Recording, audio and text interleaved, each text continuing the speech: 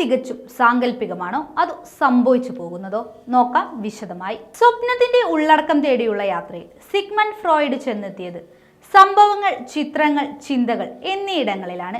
മനഃശാസ്ത്രത്തിന്റെ പിതാവായ അദ്ദേഹം പറയാത്തതായി ഒന്നും തന്നെ മനഃശാസ്ത്രത്തിൽ ഇല്ല എന്ന് തന്നെ പറയാം.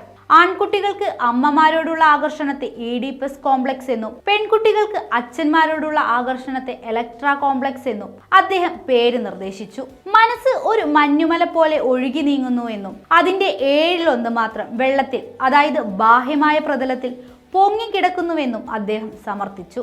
യഹൂദനായ അദ്ദേഹത്തെ നാസികൾ അധികാരത്തിലെത്തിയപ്പോൾ പലകുറി വേട്ടയാടി.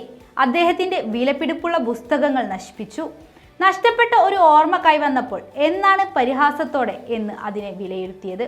മധ്യകാലഘട്ടത്തിൽ അവർ എന്നെ ചുട്ടുകളയുമായിരുന്നു.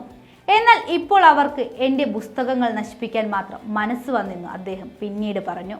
മനസ്സിന്റെ സഞ്ചാരപഥങ്ങളെക്കുറിച്ച് മനുഷ്യൻ ഇക്കാലത്തും അജ്ഞാതനാണെന്നും അദ്ദേഹം സമർത്ഥിച്ചു.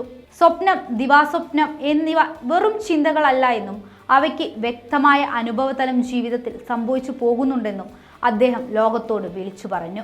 അബോധശക്തികളുടെ അടങ്ങാത്ത ആഗ്രഹം മനുഷ്യരെ നിരന്തരം സ്വപ്നം കാണാൻ പ്രേരിപ്പിക്കുന്നുവെന്ന് പറഞ്ഞ അദ്ദേഹം മാനവരാശിയുടെ ജനനം പോലും ഒരു സ്വപ്നത്തിന്റെ പ്രതിഫലനം മാത്രമാണെന്ന് വിശ്വസിച്ചു.